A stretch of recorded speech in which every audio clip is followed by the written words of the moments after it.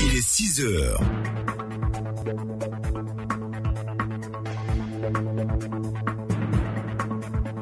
La première édition des Journées nationales de la microfinance, eh bien, le sujet sera au centre de l'invité du jour avec Paul Philippe et son invité d'aujourd'hui. Nous allons parler francophonie dans La Parole est à vous avec Abou Oussila à partir de 6h30 à 6h52. Santé au quotidien, les signes d'une maladie du foie. Djenebou Karamoko nous en dira plus et à 6h15, le deuxième journal des sports avec Koulibaly Ladji Sindou. Avant tout ceci, c'est le journal présenté aujourd'hui par Régis Kofi. Bonjour. Bonjour Thierry Angeval, bonjour à toutes et à tous. L'État ivoirien a décidé d'apurer les passifs en cours, plus de 626 milliards entre 2011 et 2016. Décision prise en Conseil des ministres et annoncée par le porte-parole du gouvernement que vous entendrez dans cette édition. 44 pays africains ont signé mercredi à Kigali un accord créant une zone de libre-échange continentale. Cet espace économique doit favoriser le développement du commerce intra-africain grâce à l'élimination des droits de douane. Le vice-président ivoirien est rentré hier de Kigali. La Côte d'Ivoire a mobilisé 1115 milliards de francs CFA sur les marchés financiers internationaux à l'occasion d'un eurobond. Mobilisation de ressources qui s'inscrit dans le cadre du financement du budget 2018. C'est ce qu'a dit le Premier ministre Amadou Koulibaly ce mercredi. Et puis l'affaire libyenne aura fini par le rattraper. L'ex-président français Nicolas Sarkozy a été mis en examen et placé sous contrôle judiciaire ce mercredi à la suite de sa garde à vue dans l'enquête sur les soupçons de financement de sa campagne présidentielle de 2007 par la Libye de Kadhafi. Bonjour et bienvenue, vous suivez le journal sur la radio numéro 1 sur l'info et le sport. La Côte d'Ivoire va prendre la parole aux réunions du Conseil de sécurité de l'ONU du 23 mars au 2 février prochain. Au 2 avril prochain. Au 2 avril, autant pour moi. Effectivement, membre non permanent depuis juin 2017, la délégation est conduite par le ministre de la Défense. Notre pays prendra part à un débat public de haut niveau sur les actions de maintien de la paix, annonce le porte-parole du gouvernement. Bruno Nabagné-Koné a animé ce mercredi le traditionnel point presse à l'issue du Conseil des ministres, une rencontre présidée par le chef de l'État ivoirien. Le Conseil des ministres a aussi décidé d'apurer les passifs en cours, plus de 626 milliards de francs CFA entre 2011 et 2016. Les détails de Kolo Koulibaly. Des 626,6 milliards audités, il ressort selon le porte-parole du gouvernement à la date du 31 janvier 2018 un montant de 362,28 milliards validés, dont un peu plus de 71 milliards déjà pris en charge. Les explications de Bruno Nabagné-Koné. Le Conseil a décidé d'apurer le solde des passifs validés, 291,12 milliards de francs CFA, sans décote, par titrisation sur 5 ans à compter de l'année 2018. Aussi, le Conseil a instruit les ministres chargés des Finances et du portefeuille de l'État à l'effet de poursuivre et d'achever dans les meilleurs délais les audits relatifs à un certain nombre d'autres passifs, notamment les baux administratifs, les passifs de la SOGEPIE notamment, les créances à déclarer par le BNET, tout cela en prenant en parallèle des mesures appropriées afin d'éviter la reconstitution de nouveaux passifs. Une note circulaire sera diffusée assez vite par le Premier ministre à ce sujet et le cas échéant, des sanctions seront prises contre les personnes qui n'appliqueraient pas à la lettre les règles. Délit sur les réseaux, la Côte d'Ivoire a l'arsenal juridique et technique pour remonter aux auteurs, prévient le porte-parole du gouvernement. Bruno Nabagné-Koné se prononçait ainsi sur l'appel au meurtre d'un internaute sur les réseaux sociaux, condamné ensuite à 12 mois d'emprisonnement. Le ministre de l'économie numérique en a profité pour appeler à un bon usage des services de télécommunication TIC. Et le vice-président Daniel Kablan-Duncan a regagné Abidjan hier soir après avoir pris part à un sommet continental à Kigali au nom du chef de l'État ivoirien. 44 pays africains ont signé ce mercredi dans la capitale rwandaise l'accord établissant la zone de libre-échange continentale.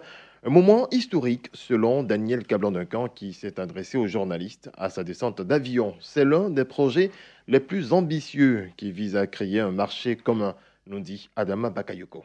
C'est un pas des géants que vient de franchir l'Afrique en matière d'intégration. En signant ce protocole de libre-échange, les chefs d'État et de gouvernement des 40 pays présents à Kigali affichent clairement leur intention de faire tomber les barrières. L'Afrique, c'est 84 000 km de frontières pour une population estimée à 1,2 milliard d'habitants, une classe moyenne de 300 millions de personnes. En 2050, la population pourrait atteindre 2,5 milliards d'habitants, soit le quart de la population mondiale pour une classe moyenne estimée à 600 millions de personnes. Un marché potentiel pour le secteur privé africain qui peut y pratiquer aisément l'économie d'échelle par la conquête de nouveaux marchés. La veille de cette signature, un autre sommet avait réuni les dirigeants africains pour parler d'échanges sur le continent. Et en la matière, la Côte d'Ivoire a une longueur d'avance selon Daniel Cablan-Duncan. 34% des échanges s'effectuent avec les pays africains, dont 27% pour les pays de la CEDEAO. Le Nigeria est le premier fournisseur de la Côte d'Ivoire au niveau mondial. Les orientations du président de la République sont de faire en sorte qu'entre 2020 et 2025, 50% de nos échanges s'effectuent avec le continent africain. La prochaine étape, c'est la ratification de ce protocole avant la fin de cette année, comme souhaité par le sommet. Plusieurs réunions ont lieu au mois de mai pour approfondir les aspects techniques de ce protocole de libre-échange. Adama Bakayoko. La Côte d'Ivoire a mobilisé 1115 milliards de francs CFA sur les marchés financiers internationaux à l'occasion d'un eurobond. L'information a été livrée par le Premier ministre Amadou Gon Coulibaly ce mercredi. Cette opération s'inscrit dans le cadre du financement du budget 2018. Sorosita. Bonne moisson pour la Côte d'Ivoire sur les marchés financiers internationaux. Sur 1310 milliards de francs CFA recherchés pour financer le budget 2018, le pays a obtenu 1115 milliards de francs CFA. Avec cette enveloppe, la Côte d'Ivoire pourra poursuivre sa marche vers le développement. Et selon le chef du gouvernement Amadou Gon Coulibaly, cette somme va servir à financer des projets phares dans les secteurs de la santé, l'éducation, notamment le projet École pour tous, le 4e pont et l'électrification villageoise. Les Ivoiriens n'ont pas à s'inquiéter avec ce roadshow. Le pays ne s'est pas surendetté. Il ne faut pas que le fait de s'endetter soit vu comme étant un problème. S'endetter fait partie intégrante de, je dirais, la vie et de la gestion économique d'un pays. Maintenant, il ne faut pas s'endetter donc à n'importe quelle condition. Le stock de la dette sur donc la richesse qui est donc le PIB ne doit pas excéder 70%. Ça, c'est la norme au niveau de l'UEMOA. Nous, en tant que Côte d'Ivoire, nous sommes aujourd'hui à 42,6%. Vous voyez la marge que nous avons donc par rapport aux 70%. Selon le chef du gouvernement, la Côte d'Ivoire est aujourd'hui la 3e économie du monde par sa croissance et l'un des rares pays d'Afrique subsaharienne à conserver une balance commerciale excédentaire. La Côte d'Ivoire est l'un des plus gros clients de la Banque mondiale, on peut le dire. Oui, c'est ce qu'a révélé le vice-président de la Banque mondiale pour l'Afrique ce mercredi. Macta Diop a été reçu en audience par le Premier ministre Amadou Gon Coulibaly. Les deux hommes ont discuté d'énergie, d'agriculture, d'éthique et la santé, des secteurs qui ont attrait à la coopération entre la Côte d'Ivoire et la Banque mondiale. Macta Diop. Les relations sont excellentes. Nous avons discuté du projet Enclave que nous souhaiterions signer très bientôt à Washington. Nous avons parlé également de la coopération sous-régionale, particulièrement dans le domaine de l'énergie, où nous avons parlé de la possibilité de mettre en place une entité supranationale qui permet d'organiser les échanges entre les pays de la CEDEAO. Nous aurons une discussion plus approfondie à ce sujet lorsque nous serons à Washington. Nous avons au niveau de la Banque mondiale accompagné, et nous allons continuer à accompagner le gouvernement de la Côte d'Ivoire par la construction d'infrastructures de santé, et je crois que presque une centaine de nouveaux centres de santé seront rénovés et mis à niveau dans les jours à venir. L'accord de partenariat économique APE intérimaire entre la Côte d'Ivoire et l'Union européenne a été ratifié en août et est entré en vigueur le 3 septembre 2016. Les textes de cet accord prévoient la mise en place d'un comité conjoint entre le pays et l'institution. La deuxième réunion du dit comité s'est tenue ce mercredi au ministère de l'intégration africaine et des Ivoiriens de l'extérieur. Les enjeux de cette réunion avec le directeur de cabinet adjoint du ministre, Aka Angustéphane. L'enjeu majeur de cette réunion, c'est de savoir à partir de quand est-ce que la Côte d'Ivoire va commencer à baisser ses tarifs douaniers sur les importations de l'Union européenne, étant entendu que dans l'autre sens, on profite déjà de l'accord depuis 2008 et les Européens n'ont pas profité. Donc ils attendent que l'on commence à baisser les droits de douane pour voir un peu l'impact et pour voir si les entreprises sont satisfaites et tirent vraiment profit de cet accord. Au sortir de travaux, on saura quelles sont les conséquences si jamais la Côte d'Ivoire commence à baisser ses tarifs douaniers, conséquences positives comme négatives, et on pourra dire clairement aux entreprises d'ici la fin de l'année à partir de quand la Côte d'Ivoire va commencer à baisser ses tarifs. Vous suivez le journal sur la radio numéro 1 sur l'info et le sport et parlons du Rotary Club Abidjan-Biétry et qui a offert récemment du matériel de traumatologie au centre médical Don Orion de Beaunois. C'est un hôpital spécialisé dans les soins pour handicapés d'une valeur de 10 millions de francs CFA. Ce matériel médical vient renforcer les capacités sanitaires et sociales du centre Don Orion. C'est Timoko Diarasubar qui nous le dit. Composé de chevillères et de grenouillères et d'outils servant de soutien aux personnes ayant subi une chirurgie physique, la remise de ce don s'inscrit dans le credo du Rotary Club Abidjan-Biétry, celui de l'entraide et du social. Une solidarité dont a besoin l'hôpital Don Orion au regard du social que pratique l'établissement sanitaire. Kwaku Raymond, président du Rotary Club Abidjan-Biétry. On s'est rendu compte du fait qu'il y a un besoin réel de socialisation ici et donc on a plus que jamais besoin des Rotariens et donc du Rotary Club Abidjan-Biétry en premier. Et je crois que c'est une action que nous allons voir pour que ça soit une action pérenne. C'est-à-dire chaque année, quel que soit le montant, que le Rotary Club Abidjan-Biétry fasse quelque chose pour ce centre. Avec le temps et la qualité du travail effectué sur place, les besoins de l'hôpital se sont accrus, d'où cet appel lancé par la direction du centre aux organisations et personnes de bonne volonté. Le père Benjamin Goré, sous-directeur du centre Don Orion. Nous sommes très émus et très heureux de les recevoir. Vous savez, nous sommes en difficulté du point de vue financier, donc tous les soutiens, d'où qu'ils viennent,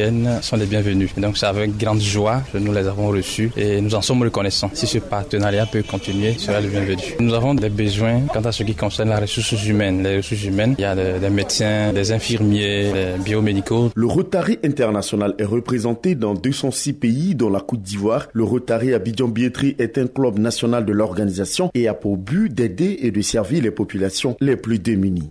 Radio Côte d'Ivoire. Radio Côte d'Ivoire. Et nous allons maintenant à l'international. L'ONU doit renouveler mardi prochain le mandat de sa mission en République démocratique du Congo. Un renouvellement scruté de très près dans le contexte électoral tendu que connaît le pays.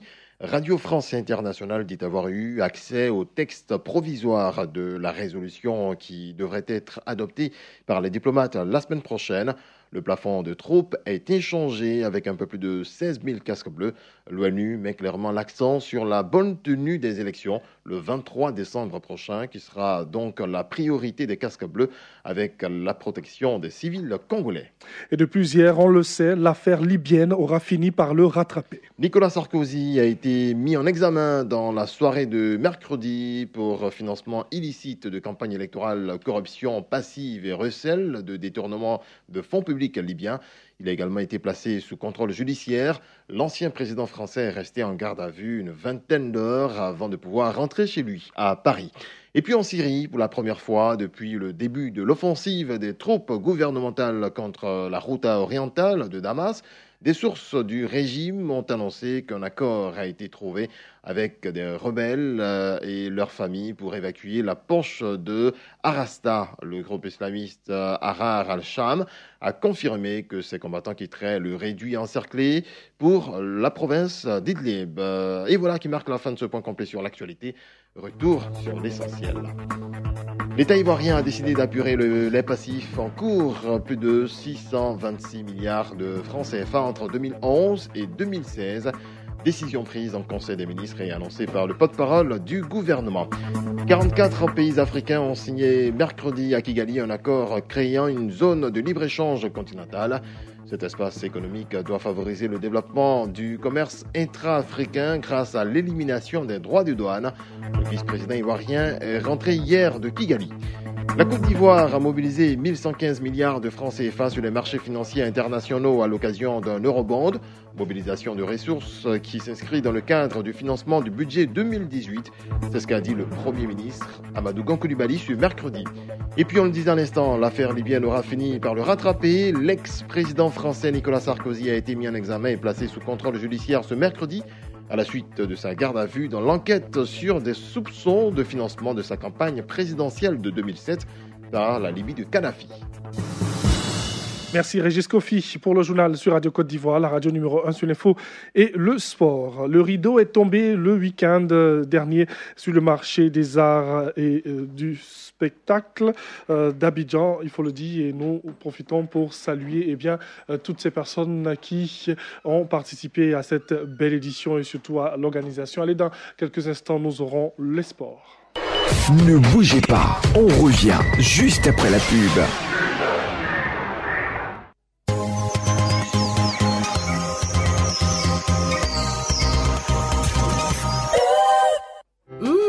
Ça sent bon ta sauce et c'est bien rouge.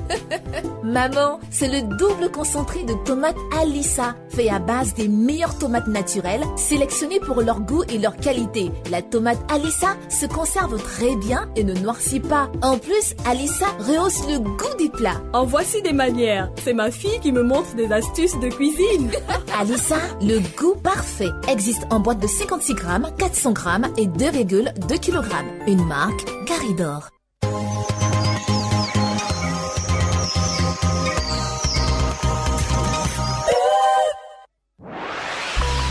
C'était la pub sur Radio Côte d'Ivoire. Radio Côte d'Ivoire, des grands moments à chaque instant. Le journal des sports. Coulibaly Sandou. Coulibaly Ladji Sandou est avec nous pour le journal des sports. Bonjour et bienvenue. Bonjour Thierry Antoine. Et nous commençons avec ce premier grand titre, sans nouvelles de Yaya Touré depuis la publication de la liste des 24 éléphants devant affronter en amical les 24 et 27 mars prochains.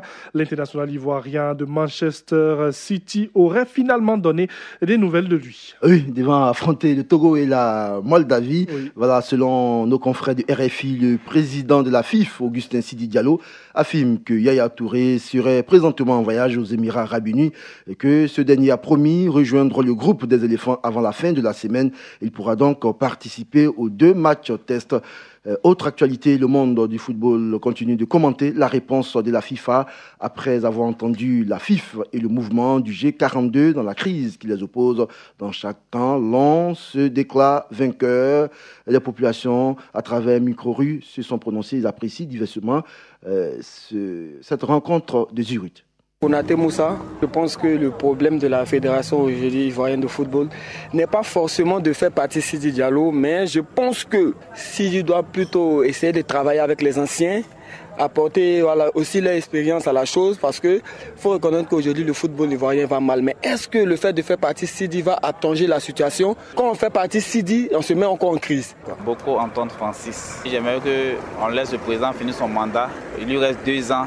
Donc il finit ces 2 ans un peu, on verra. Pareil, c'est-à-dire si actuellement on le pousse à quitter son poste, il peut créer encore d'autres crises encore dans le pays. Nestor, on n'a plus de derby à Sec Africa. L'Estella Stade, c'est mort. Mais la violence, on risque de créer plus de mal que de bien. Donc si on peut aller faire play, 2 ans c'est beaucoup, mais c'est rien. À la suite de ça, on verra quoi faire.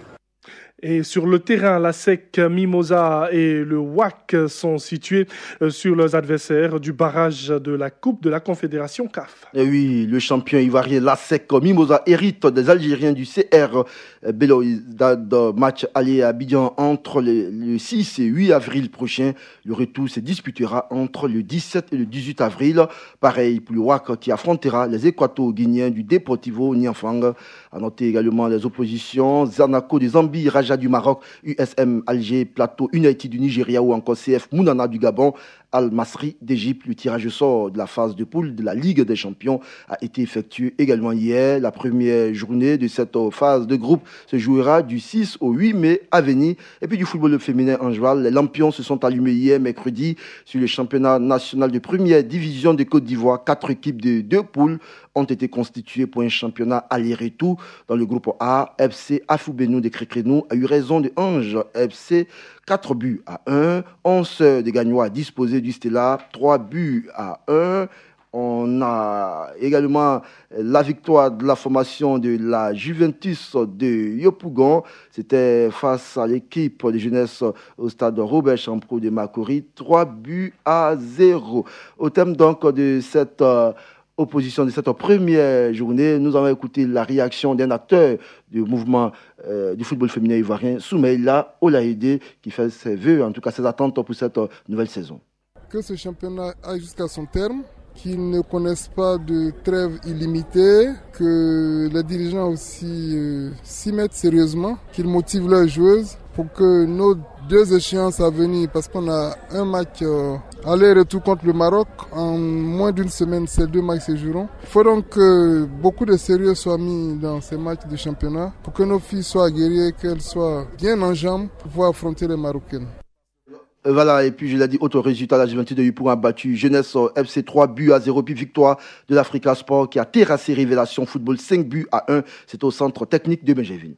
Et nous terminons avec l'élection à la présidence du Comité national olympique Côte d'Ivoire.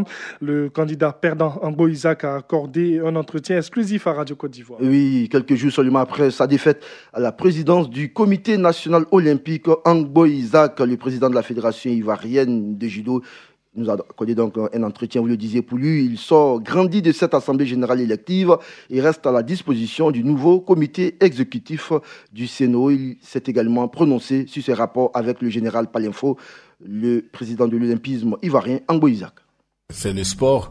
Moi, j'ai eu à rencontrer plus d'une fois mon petit frère en compétition de judo, mais je l'ai étranglé, j'ai fait des trucs, mais c'est le sport. Après un match de football, même le défenseur qui a posé les tacles les plus rigoureux à l'attaquant, ils échangent les maillots. Donc, je pense que je suis très zen dans la tête. On s'est serré la main, il m'a embrassé. Je pense que nos rapports vont pas changer du fait que, et puis surtout que depuis 1 an, je lui disais des lignes entre les lignes de ma candidature. Je pense que c'est une candidature qui n'était pas un affront. C'est une candidature pour réveiller tout le système sportif ivoirien pour qu'on puisse donner un coup de fouet à ce système-là.